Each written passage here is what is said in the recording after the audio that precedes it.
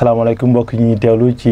Thiès FM RTS la 100.6 Thiès FM. Vous avez entendu une bonne dose de son de l'équipe nationale du Sénégal merci à Amsatou Ndiaye du ñu waxtaanee nag li nga xam ne mooy Coupe d'Afrique des Nations naam ci waxtaan bi suñuy ndar képp dinañ ko waxtaanee mais dañuy wax ci beneen équipe nationale bi soxal jigéen ñi muy gaynde Sénégal yu jigéen xam ngeen ne nag ñoo ngay def jaloore jamono ji moo tax occasion bi li tubaab naan l'occasion fait le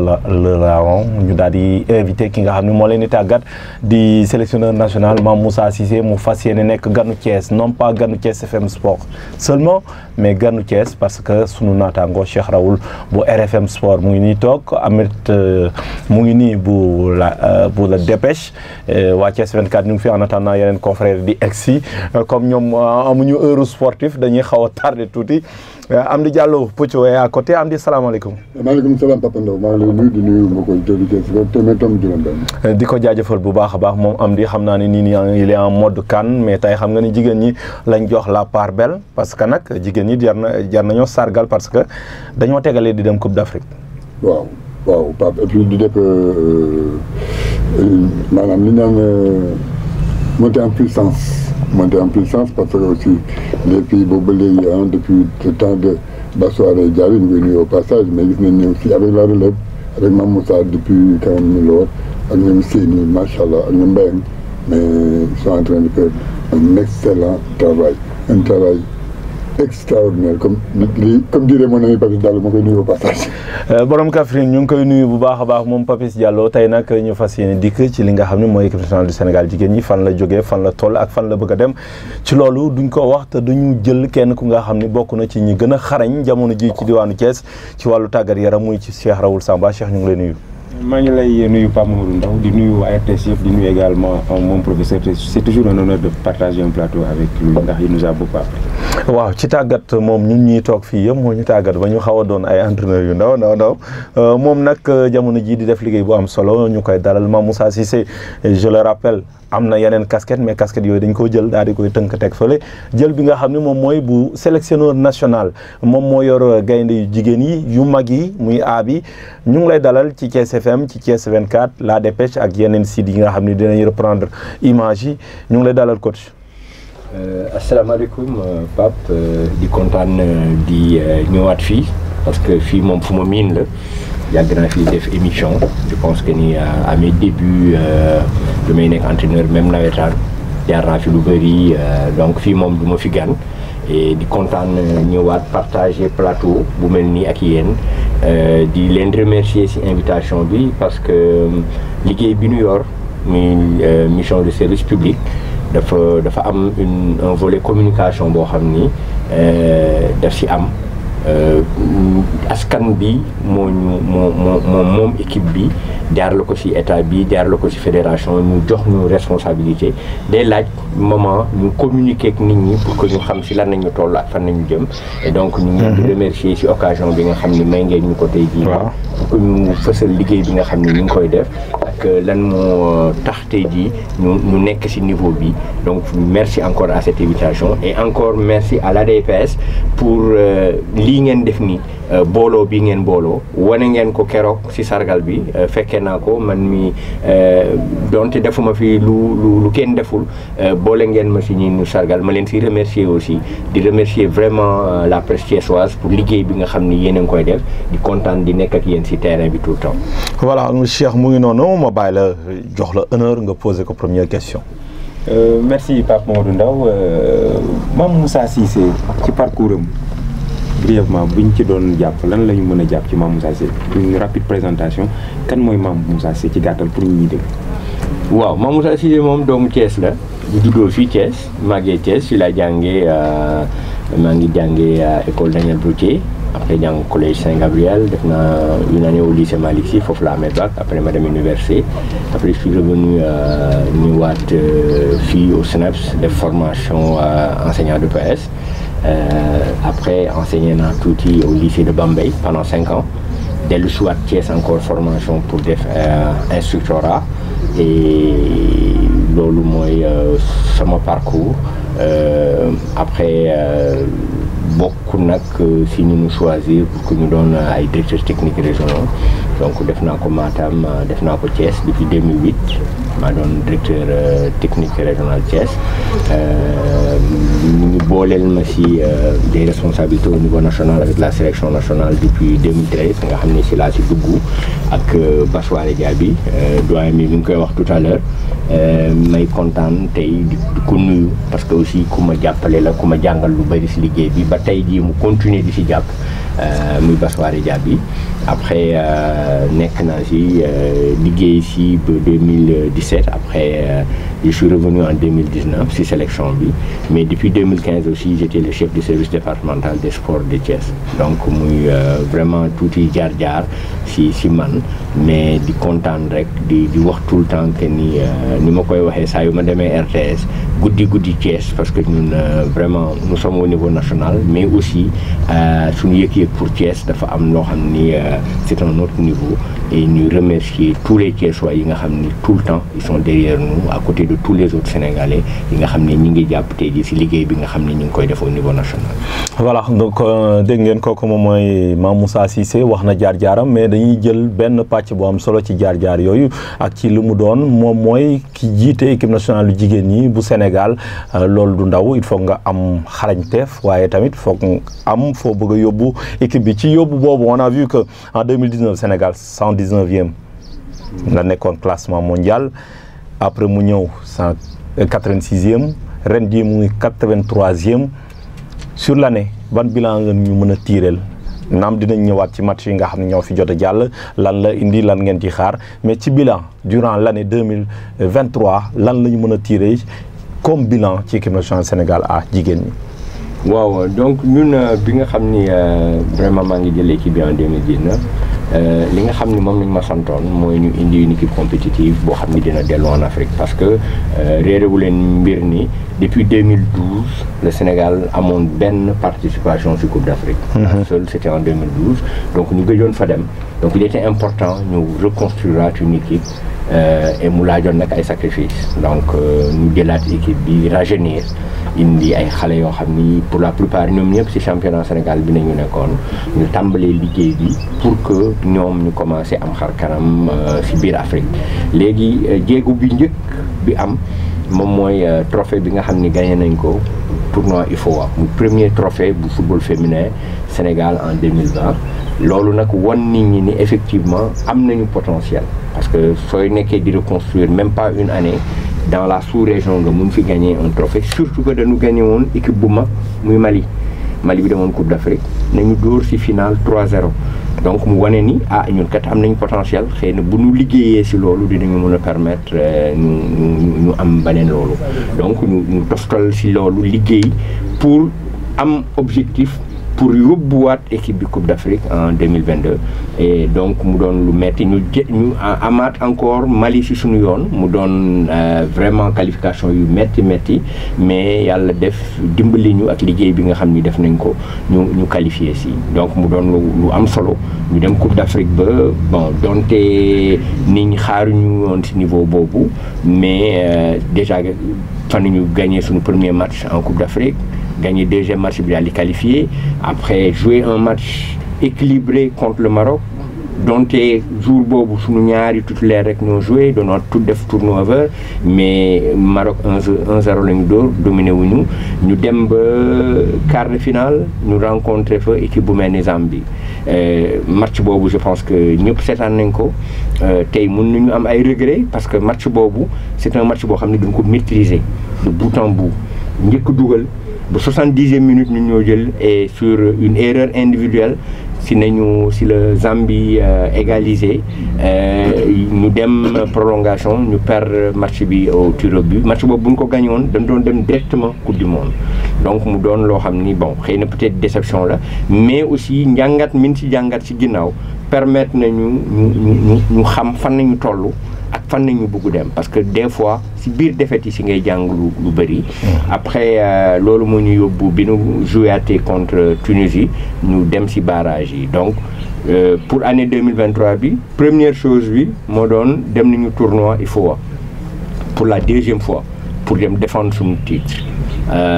c'était au Cap-Vert yàlla dimbali ñu fa ñu def fa un parcours sans faute. On a fait 5 matchs. 5 victoires, gagné finale bi contre une très bonne équipe du Cap-Vert.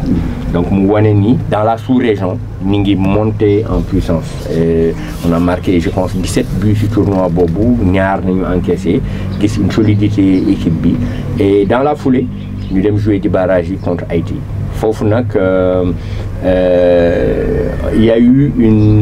un écart, une différence de niveau bu nu gis. Que ni am na fu ñu toll mais aussi am na lu ñu nit ñi rawee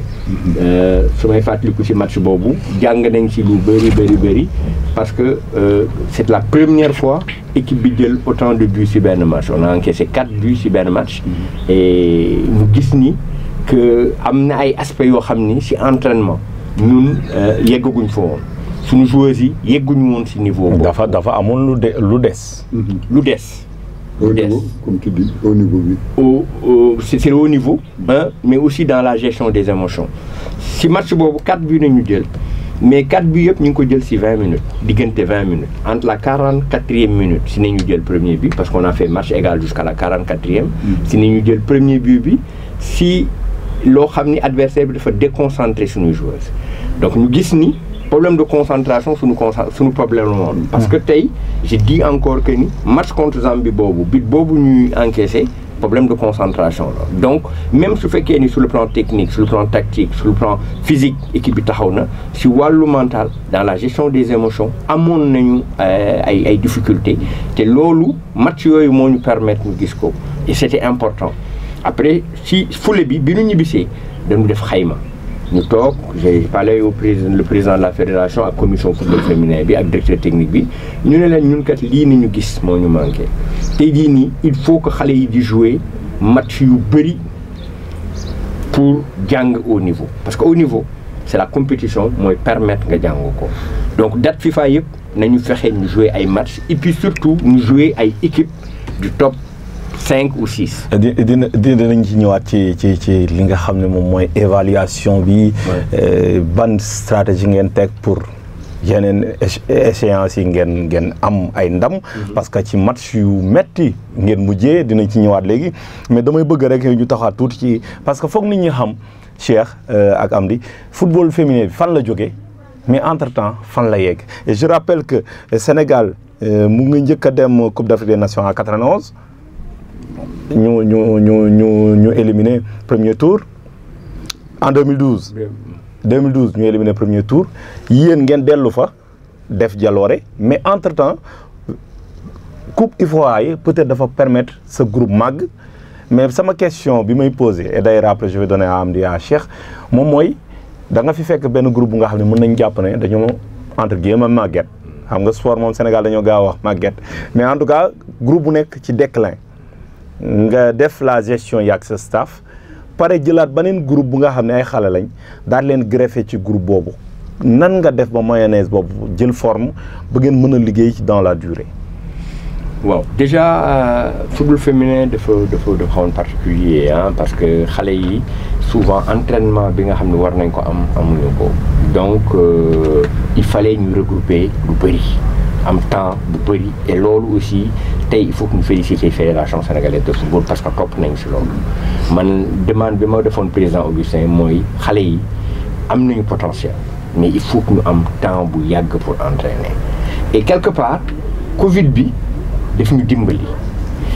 parce que Covid bi permettre nañ ñu toog 6 mois yoo xam ni xale yi ñibbiwuñu seen kër. parce que ñoom déjà dañ leen vacciner mënuñu génn parce que si biti vacciné wuñu donc les filles sont restées c'était très très dur elles sont restées ensemble et comme un club et comme une famille comme un centre de formation et ça a permis de travailler sur pas mal d'aspects yëkkati niveau xale yi sur le plan physique parce que football africain dafa laaj intensité dafa laaj physiquement nga taxaw ça nous a permis de travailler sur les aspects tactiques mais aussi améliorer la dimension technique de nos joueuses parce que ça tey suñu xoolee suñu comparé suñu bopp ak ay équipes comme Égypte comme Ghana comme Maroc techniquement ces équipes-là sont plus fortes que nous mais loolu ça nous a permis de beaucoup travailler sur ça et après on a eu l'audace de changer jël un groupe local des jeunes si groupe bi ñu yoroon ñett rek ñoo si demoon Coupe d'Afrique en 2012. C'était Korka Fall, l'actuel capitaine, c'était Safiatou Sagna et c'était Mbayang Sow. ñoom ñett ñoo si demoon te boobu ñu fay dem xale nañu woon léegi nag ñu indil leen yeneen xale yu ndaw ñoom ñëpp ñu nekk fii bi ñu njëkk a joué tournoi UFOA bi benn wala ñaari joueurs ñoo jógee France mais tey gis nañ ni ak liggéey bi nga xam ne def nañ ko ak xale yi bi ñu duggee Coupe d'Afrique bi passé tey presque xale yooyu yëpp dem nañu elles se retrouvent en France ou aux États-Unis ou en Espagne donc ñu si bëri si ñoom tey jii nii dem nañu suñu joueurs yi ñu ngi commencé exporté wu ñu ngi am beneen niveau ñu ngi am beneen envergure et le fait ñu dem côtoyer beneen football nekk beneen encadrement si beneen cadre da leen di permettre bu ñu dellusee ñu indi une plus-value à l'équipe. On va y revenir avec ces lions qui se sont expatriés entre-temps mais d'autres lions yu nga xam ne ñëw nañu rek daal di fekk si ñi nga xam ne mooy groupe bi nga xam ne moo nekk en place. Je précise que yéen a ngi teewlu Thiès FM Sport sur la 100.6 Thiès FM RTS yeneen rajo yi di fas yéene jël li nga xam ne moom mooy waxtaan bi mais yeneen site internet yi on salue Thiès 24 du doyen Mbaye Sam on salue La Dépêche ak ñi nga xam ne ñëpp dinañ fas yéene reprendre lii di waxtaan bi ndax Mame Moussa Cissé tey ganu ADPS Nord ganu Thiès FM Sport Cheikh Raoul question pour coach. Ouais. Coach voilà gis nañu fi nga ko jëlee ak fi nga ko yóbbu mais yaa ngi woon ci ponk bu am solo mooy bi ngeen évaluer ba pare dañ la jox carte blanche nga def sa planification ñoom ñu fekk si la ci. waaw loolu bi mu amee ñu gis yokkute bu baax ci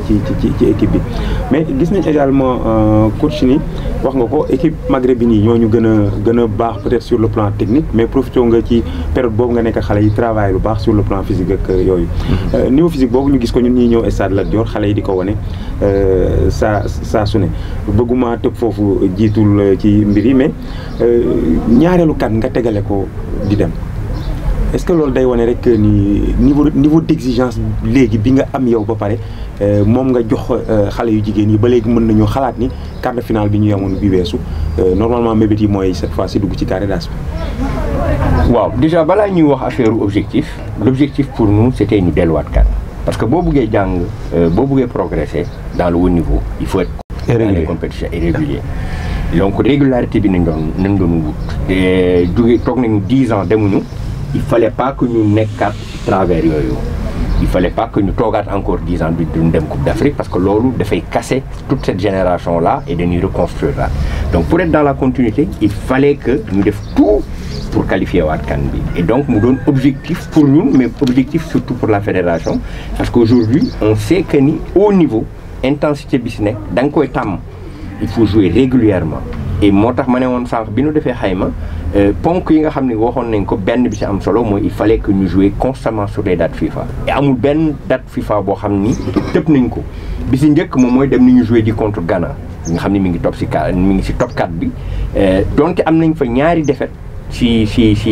match yooyu noonu ay match yu am importance yu ñu jàngal lan moo ñuy xaar dans le football de haut niveau en Afrique parce que bu fekkee suba da ngay mébét ni da nga bëgg gagner du Coupe d'Afrique il faut ñi nga xam ni ñoo fi nekk ëpp niveau nga xam lan nañu am xayma lan nañu am xayma yow fan nga toll xayma li ñuy woowee ñun écart de performance en fi nga toll ak fi nga bëgg jëm. Et c'est important et ça on a su le faire ba gis différence bi. Ça nous a permis de jouer contre Algérie fii 2 fois on a joué contre la Tunisie 2 fois et loolu daf ñu permettre avant ñuy jouer contre Mozambique équipe bi retrouver benn sérénité. J'ai parlé tout à l'heure de l'aspect émotionnel ñi seetaan équipe bi match yu mujj yi xam nañ ni liggéey nañu ci fànn boobu parce que l'équipe est devenue plus sereine même si elle est en difficulté même bu fekkee ni metti na les filles savent rester calmes xaar moment propice bi pour ñu dugal ci maa ngi fàttali rek ni joué nañu match yu difficile contre Mozambique parce que c'est la première fois ñu am adversaire boo xam ni dafa ñëw lànk bañ a football banco c'était la première fois ñu confronté d'habitude équipe yëpp ku daan dajal Sénégal da ngay ñëw tijjeeku ñëw attaqué ñu mais ñii def ñëw ni football ñu ça veut dire que ni nit ñi ñu commencé jox cër nit ñi commencé respecté et kon yéen ñam ngeen ci bloc baay bloc bas bu métti et c'était 2 matchs difficiles Raoul mi ngi fa woon seetaan na ko très difficile mais qui ont permis à l'équipe de grandir d'apprendre une nouvelle chose boo xam ni bokkul woon ci suñu répertoire parce que li ñu daan football rek ñun ñoo daan toog def bloc xaar adversaire bi contrer ko léegi nag adversaire bi ñëw lànk ne footballul mu doon équation boo xam ni vraiment mu difficile woon mais génne nañ ci ça nous a permis d'apprendre l'ANEN dans le haut niveau parce que ay approche la adversaire bu ñëw ak lu muy indi et on s'attend aujourd'hui bu ñu demee CAN que certaines équipes fassent la même chose ak si bañ a football donc déjà on est préparé par rapport à ça et donc match boobu soo xoolee deuxième match bi on a marqué le but à la 85e minute mais les filles n'ont jamais douté elles sont restées dans le match elles sont restées dans les principes dofuñu changé wuñu dara liñ leen wax ñu football noonu la ñu continuer football ba résultat bi génnal boppam ça veut dire aujourd'hui que équipe bi dans la gestion des matchs dans la gestion de la compétition équipe bi tey jii mi ngi màgg et gisaat naa loolu peut-être pas match bi fii contre Égypte bi ñuy dóor 4-0 parce que après match bi dafa teel débridé wu mais le match retour. on va y revenir. Match retour boobu c'est tellement important parce que je pense bien que dina conforter lu bëri ci li nga wax ak liggéey bi ngeen ci def mais damay bàyyi am ni mu pose question match boobu foog ñu taxaw ci parce que dama ñun xam nañ ne ay góor sax très souvent ci hostilité boobu dañuy am problème assume la ak ay jigéen liggéey bi nan la fa demee on va y revenir tout à l'heure mais am di question. waaw man Moussa man damay révision de léegi fii benn angle boo ubbi maanaam infrastructure dafa am solo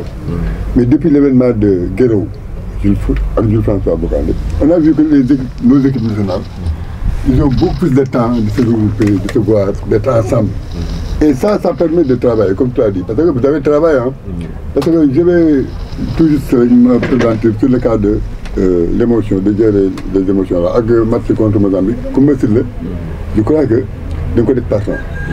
pour dugg mais bëggoon na quoi mais elle n'était pas au même niveau que les autres nga génn ko donc ma gis ne groupe bu jigéen aussi c'est pas facile à gérer mais quand même tu parviens à faire la mayonnaise quoi comme on dit yow yaa ngi jëm ci ay échéances mais jàngal ci aussi lu bari parce que yaa ngi wax sa coupe du monde bi ngay jël fële score boobu 4 boobu man dama ne Sénégal dafa tolloogul foofu et puis la répété léegi donc man li may loué mooy la continuité quoi et que je sais que sama apport ci loolu la gis naa ni tu as une bonne relève ñoom Koumba si la yooyu te moom xale la U20 la donc man ci loolu laay représenté wu quoi. non plus U20 mais déjà dans le groupe qu'on a là groupe bi nga xam ni moom nañu am suñu góol bi elle a 17 ans Adji Ndiaye deuxième gardienne bi elle est U20 suñu latéral droit mooy Oulimata Ndiaye elle est encore U20 suñu latéral gauche joueuse Raoul Samba damay dégg mu ne c'est mon coup de cœur Marème Babou elle a 20 ans juste Sadi Gatou elle a 20 ans Koumba Silamboj elle a 20 ans Malado elle a 18 ans ça veut dire que aujourd'hui dans notre groupe groupe bi ñu am actuellement il y a de la jeunesse il y a de la qualité mais il y a de la jeunesse ñooñu ànd ak ñi nga xam ne ñoo démarré woon projet bi en 2019 ñoom Mama Diop ñoom Korka ñoom Mbayang Sow ñoom Meta et donc mu am mayonnaise boobu mu commencé jël parce que aussi il faut le dire sànq yaa ngi wax apport centre yi mais beneen apport bi ce sont nos sélections de jeunes ce sont les sélections U17 et U20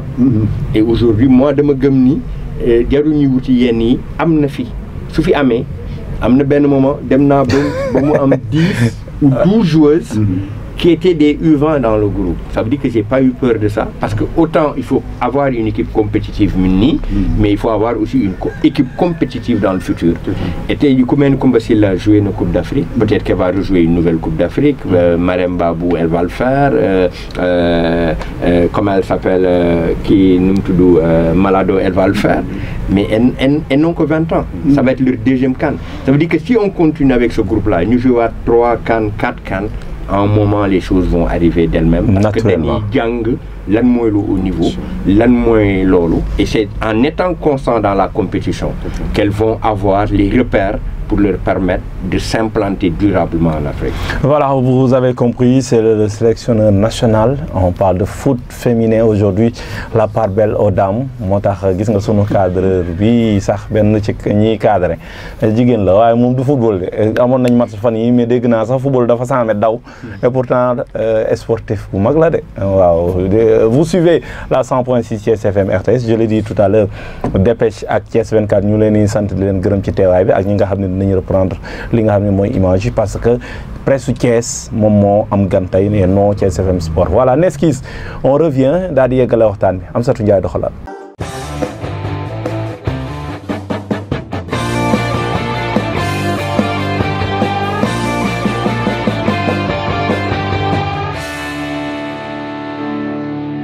Merci à Amsatou Ndiaye Fulla ak Fayda c'est tellement important en matière de sport way bi El Hadj Diouf moom koy way xëy na ñoom Sadio Mané la ko wayaloon mais équipe nationale jigéen ñi tamit ñoom it dañoo fees dell ko Fulla ak Fayda moo tax ñuy def performance yu am solo yooyu boobu moment la sama doomu baay en mode sport daal di teew ci studio bi et ça fait encore plaisir de le recevoir El Hadj Fallou ñëwaat nga sa kër ñu ngi lay nuyu.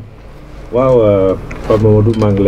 ngi lay fay. di am mbégte gu mag comme ni nga ko waxee dellu siwaat ci sunu kër di nuyu Raoul mon cher ami mais di nuyu mon cher jeune frère et ami Mame Moussa plaisir bu mag a mag di partager ak moom studio bi c'est toujours une fierté de discuter avec lui en matière de football. Voilà donc Fallou yow it xam naa ne am nga ay questions pour Mame Moussa on te laisse dérouler tout derrière dinañ dugg ci ñaareel pàcc bi mais auparavant ñàkkul ne yow am na question yu nga xam ni bëgg nga koo laaj te mu soxal sa liggéey mais surtout football jigéen ñi fi mu toll. Oui c'est vrai que j'ai une question pour Mame Moussa jëmale ko ci football féminin fi may génn xam naa dina ko xaw a bett tuuti mais Mame Moussa entraîneur ñu jox ko équipe nationale football féminin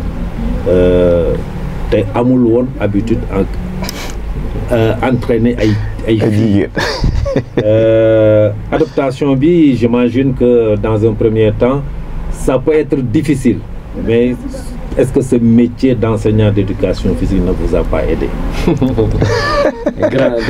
question bi garaaw na de. non xam na ko parce que moom jàngalekat EPS la xam na ni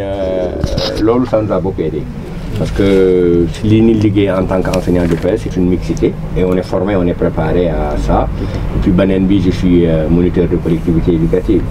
Donc tàmm nañu nekk en contact. donte début bi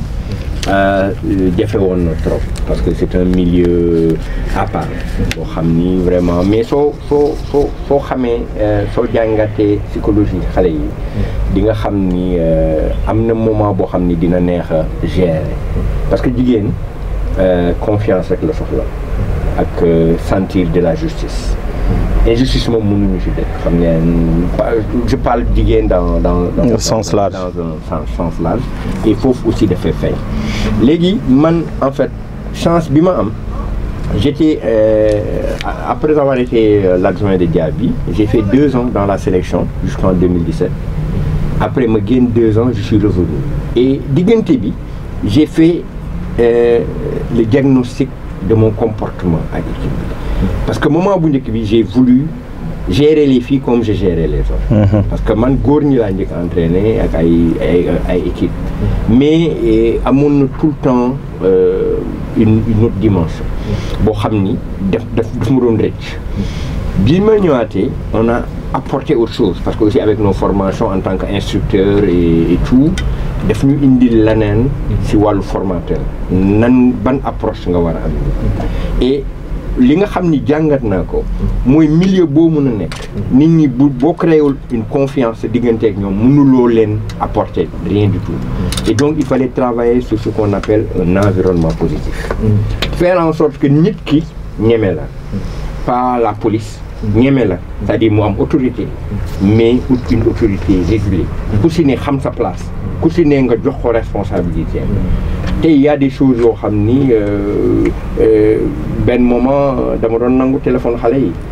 mais après je me suis rendu compte que ni ça pouvait être un facteur bu leen di déséquilibrer sama xalaatu bopp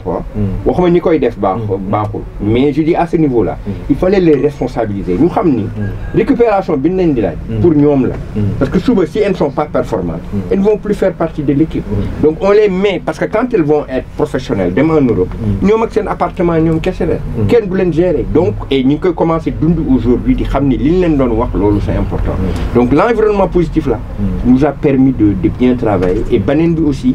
j'ai eu la chance d'avoir dans mon staff des femmes. Déjà sama kiné bi elle est là depuis 2005 et avec la sélection. Docteur bi elle est là depuis 2010 je pense. Et sama adjointe muy Soukey que je salue au passage. Moom elle a joué. Elle a entraîné. Et elle fait du bon travail. Elle règle pas mal de choses. Il y a des choses yoo xam ni si biir équipe bi. man sama yoon nekku si. parce que affaire jigéen la. moom mooy dem gérer kook ñoom. des fois damay bëgg sax jël décision. ñu ne ma coach. bàyyi ndax lii ak lii ak lii. ma bàyyi. après boo waxtaanee ak xale yi. gis loolu. après nag xale yi aussi benn moment dañuy gis ci yow. koo xam ni da leen di protéger quand il le faut. da leen di bu fekkee ni autorité bi dafa war a génn mu génn.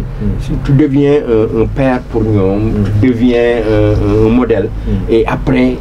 da ngay gis saa yu ñu defee dara. boo leen waxee dara dañuy am confiance ci loolu. gëm ko parce que par moment c'est difficile. mais dañuy gëm li ñu leen di wax nekk si seetaan nga suñu match contre Mozambique. benn moment c'était difficile. mais ils sont restés dans ce qu'on leur a demandé de faire. parce que gëm nañ ni li leen di coach yi di wax buñ si yàggee dinañ def différence bi. mais j'ai une toute dernière question bu gaaw ah. bi may ñëw maa ngi koy dégg que à un moment donné léegi gis na ne am na équipe yoo xam ne ñooy ñëw ñamal leen ci bloc bas bi. yéen a ngi jëm Coupe d'Afrique. seen statut changé na. est-ce que booy ngay dem di nga am beneen statut booy demee lu dul dem rek pour faire une participation honorable. bon statut changé na. statut changé na. léegi au niveau des objectifs. xam nga ni ma ko waxee sànq. premier objectif bi c'est de rester constant. dans la haute compétition. c'est-à-dire qualifier le plus possible. léegi objectif bi fi nu toll nii. mooy fexe tout le temps léegi équipe bi nu muy demee deuxième tour. parce que boo demee deuxième tour. après fi nga mun a lijjanti yeneen affaire yi. donc on va faire en sorte premier objectif bi am nañ ko moom mooy qualifié na woon nañu qualifié waat nañu. c'est déjà un objectif d'atteinte. léegi nag bu ñu demaatee ci compétition bi. au moins fa ñu yeggoon ñu jéem fa yeggaat. et à partir de ce moment-là tout devient possible. ça veut dire que on ne se fixe aucune limite. on a un groupe. on va y aller avec des ambitions. mais comme je l'ai dit aussi avec beaucoup d'humilité. parce que il y a encore des choses à apprendre. ce groupe est encore à parfaire. je dis que c'est un groupe qui monte en puissance. c'est un groupe qui est jeune. j'ai cité naa fi sànq 6 ou 7 qui ont 20 ans dans ce groupe. Et donc, c'est important. Plus maintenant, am na ñeneen ñaar wala ñetti binational yoo xam ne ñëw nañu qui n'ont que 20 ans. mais bëgguma nga laal leen parce que ñoom moom foog après ñu. je veux juste parler de l'âge. Il y a encore des filles qui sont très jeunes. qui apprennent encore la haute compétition. am na lu ñu jàng. aujourd'hui quand vous voyez l'équipe mu jouer. il y a une sérénité qui se dégage. on sent que ni équipe bi mi ngi mûrir. mais am na encore ay erreurs yoo xam ni tey ñi ngi koy def. suñ si compétition bi moo ñuy permettre ñu jàngat loolu. et donc comme j'ai dit on va y aller avec beaucoup d'humilité. mais avec des ambitions. parce que 6 et 12 ñoo demoon. 6 yi ñëwaatuñu.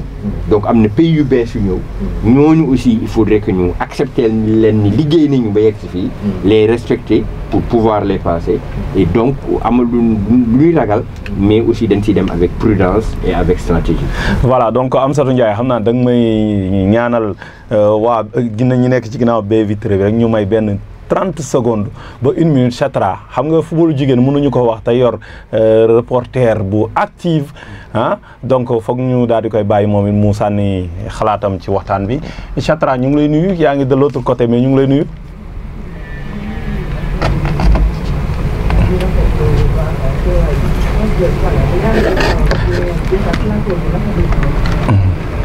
mais amoo benn question pour coach.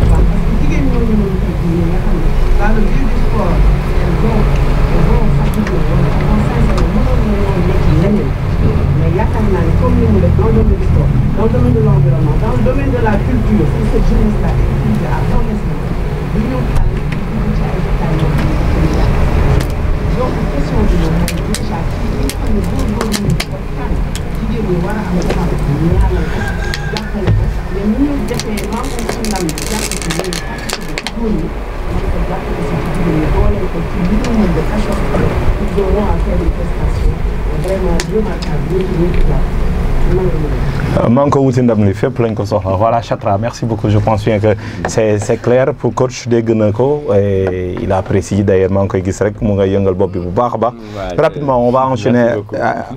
enchaîner avec les questions Cheikh. Ansman, vous avez parlé tout à l'heure d'écart de performance. Bu ñu ko doon natt ci échelle 1 ba 10 fan la Sénégal toll par rapport aux meilleures nations africaines actuellement. waaw déjà léegi soo xoolee statistiques yoo xam ne du man maa ko wax. tey di CAF moo ko indi. ñun ñu ngi je pense qu'on est 11e au niveau. 11e. donc ñu ngi jege si le top 10 ce qui est important. beneen bi moom mooy pour la première fois dans l'histoire du football féminin boole nañ ñu si nominé yi awards yi. On faisait partie des 10 meilleures nations et je pense qu'après ça, à la fin, on fait partie des 5 meilleures nations. Ça veut dire que ni, diggante ñaari at yi nii am na liggéey bu ñu permettre tey jii ñu jege si mais ba tey am na lu des parce que il faut accepter que tey ñu mel ni Nigéria ñu mel ni Ghana ñu mel ni Cameroun sax dañu nekk en déclin moment bi mais Afrique du Sud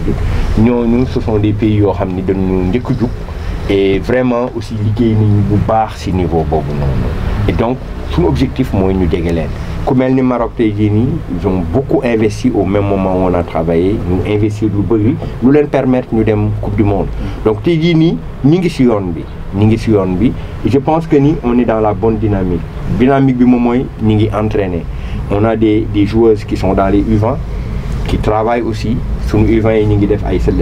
résultats yu baax ñu ñaan match yi ñuy jouer samedi prochain ñu mun ci qualifier parce que su U20 yi demee coupe du monde ça va être beneen boom pour le football féminin et ça va être un boom pour ces filles-là pour que ñoom aussi ñu mun a éclore en Afrique et dans le monde et ça va permettre au groupe de progresser donc ñi ngi ci yoon bi di liggéey ak ñoom beneen bi tey boo xoolee ossature équipe bu mel ni Nigéria wala Cameroun fii ginnaaw tuuti seen joueurs yëpp ñu ngi dans les championnats extérieurs tey Haïti bi ñu doon footballal soo déggee Haïti da ngay wax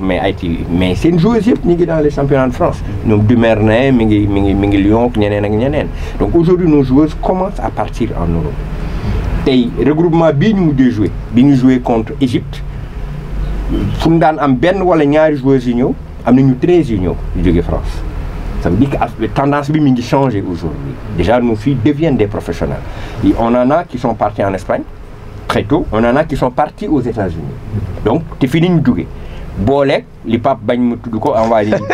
ci laa xam ni ñu nga commencé nañ leen repérer foofu commencé leen indi ci équipe bi donc équipe bi mi ngi am beneen tournée. Exactement. Il faudrait que ñu continuer progression boobu lentement mais sûrement mais tout en gardant nos valeurs et notre projet parce que c'est un processus. Il ne faut pas brûler les étapes de mon point de vue. Voilà, donc j'en profite pour lire quelques messages parmi tant d'autres. Abdoulaye Ndaw depuis Maroc et mu ngi jéem sax dugg ci ligne bi d'ailleurs ligne bi dama noonu duñ ko tijji mais jéem nañ ko libérer pour mu mën a dugg Doudlaay bon message bëri nañ les gens écoutent et apprécient et je rappelle que Presse Thiès moom moo am gan Aladji Malick TV dama lay bàyyi nga poser question tout juste après on va parler des binationaux. salaamaaleykum coach. salaam ñu ziar la bu baax a baax am mbégte nag ci fi nga taxaw football bi ak fi mu commencé ba fi mu àgg félicitations. sama question mooy équipe nationale Sénégal fi nga wax palaay rebondir jamono ji ñu koy door a jëmmal jamono jooju amoon nañ jiixi jaaxa waaye fii mu toll wax dëgg yàlla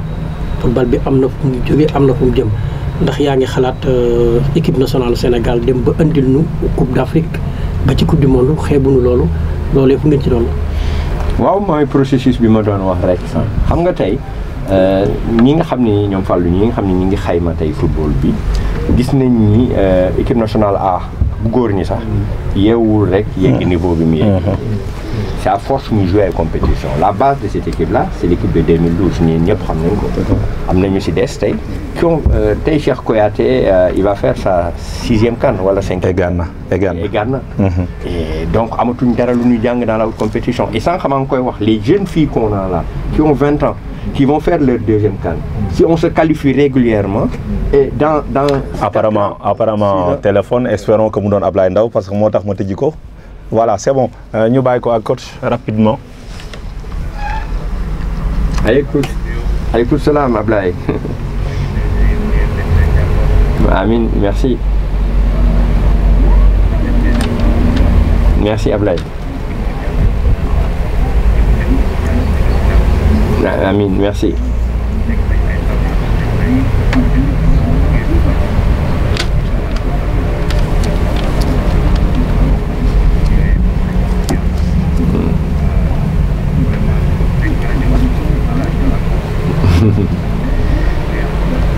dëgg la. Merci beaucoup. Amin.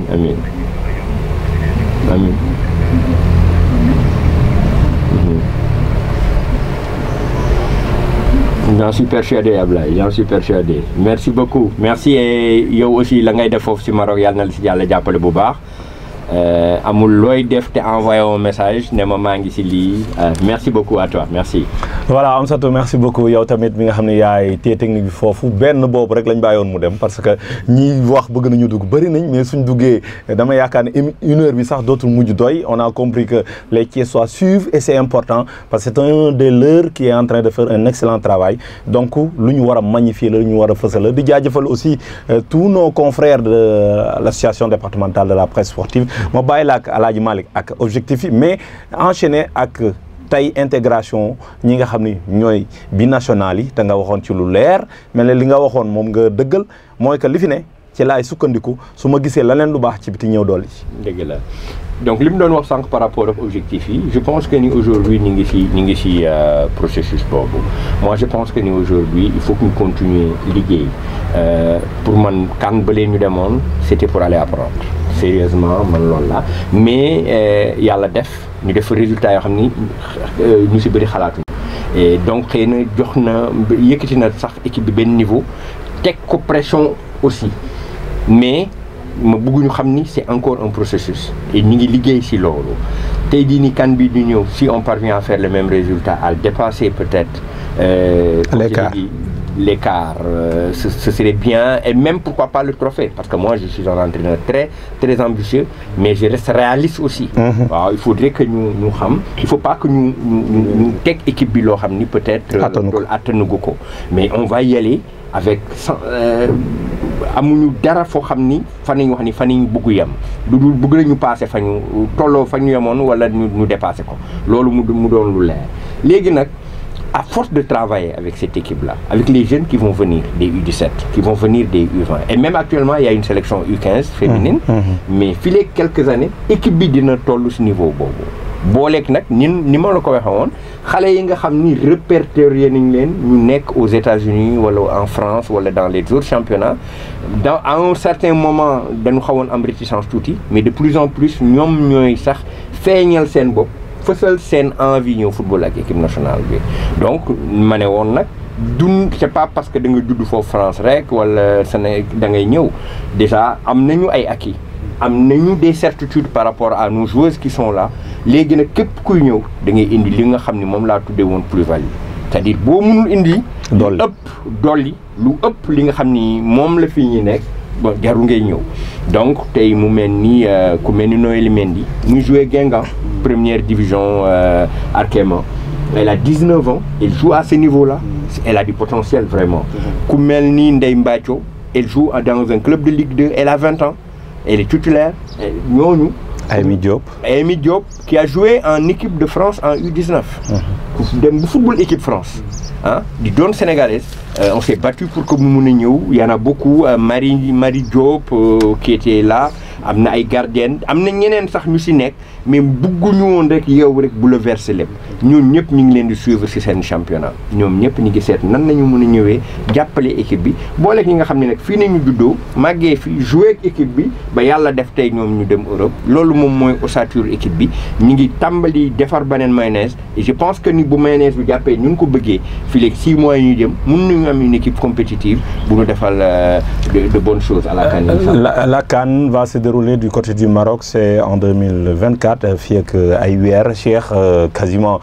une heure de temps bi sax du mujj doy, on a beaucoup à dire, et en tout cas une bonne chose. Ku ci ne ci yéen am na benn question Cheikh Atia. waaw maam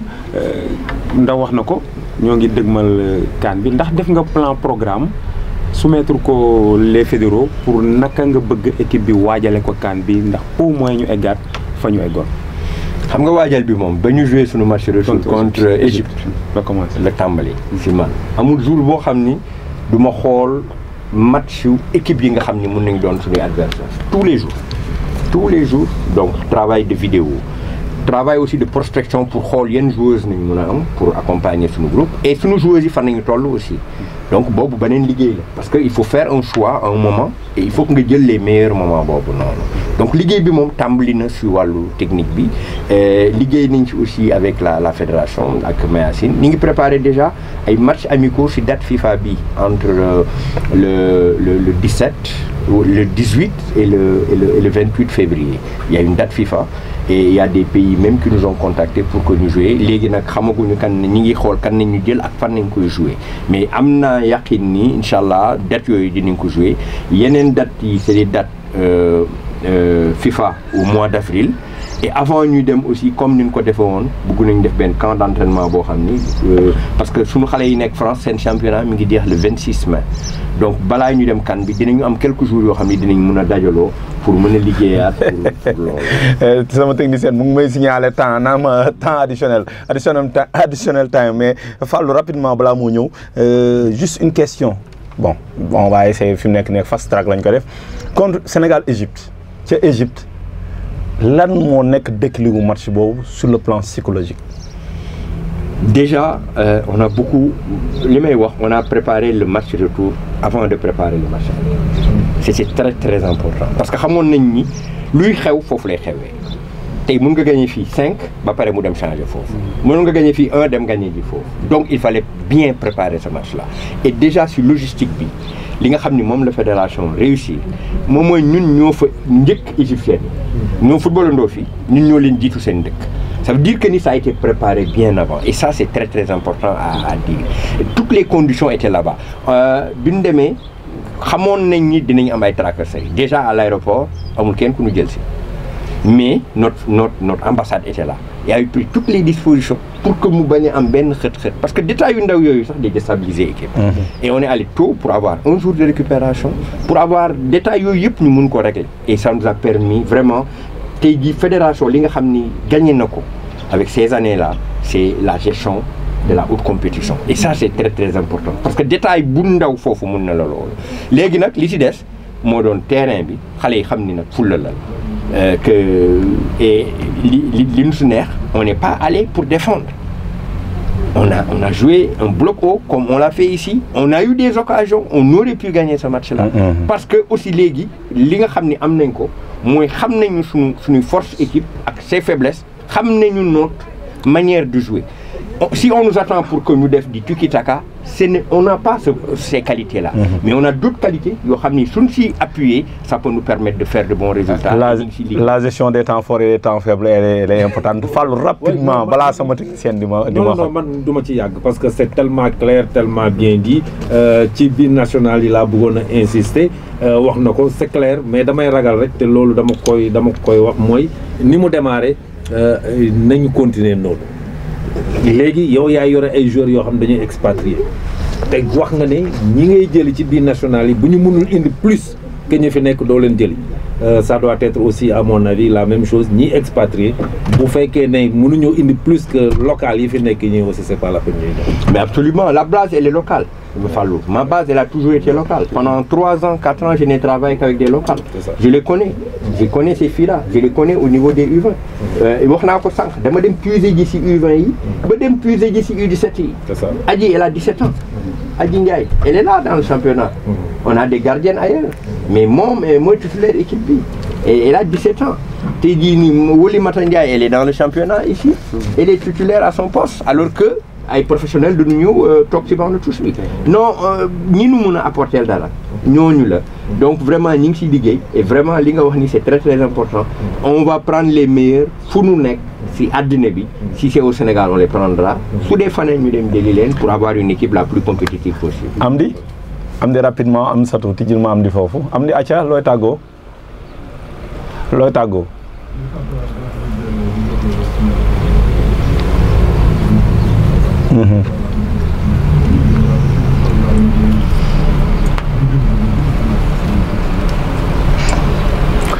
Voilà, merci beaucoup Amdi Diallo, il a compris. Tout ce qui est programme et résultat, on l'aura ci bloc d'information yi jall. Tay mom gan spécial Thiès am muy Mame Moussa Cissé, Cheikh Raoul, mot de la fin. Jërëjëf Pape, di remercier inspecteur, di remercier tout le personnel de la radio. Aladji Fallou waaw di la remercier encore c'est une belle initiative initiative bi lu ñuy rafetlu la ñu de la presse départementale ñu la ci jaajëfal bu baax a baax nos amis caméramans aussi ñu leen ci remercier mais surtout féliciter remercier Mame Moussa et nos prières l'accompagneront toujours. Coach, mot de la fin presse Thiès a ngi noonu ñi teew ak ñi teewul ñi fas yéene jël son yi exploité ñi fas yéene jël vidéo yi exploité lan nga leen di wax. jaajëf bu rëy je pense que yéen moom jaajëf bi xam ngeen ni doomu Thiès moom yor mbir mi yéen aussi am ngeen lu ngeen si war a jàppale et je le vois même au stade quand l'équipe nationale joue le stade est plein. ñu remercier Thiessois yëpp si loolu di remercier tous les Sénégalais si li nga xam ni moom nañu jàpp kontaan nañ si lii léegi nag dégg naa fi travail titanesque dégg naa fi félicitation damay dem jàpp ni rek dañuy soog a tàmbali ñaan nañu gën a soxla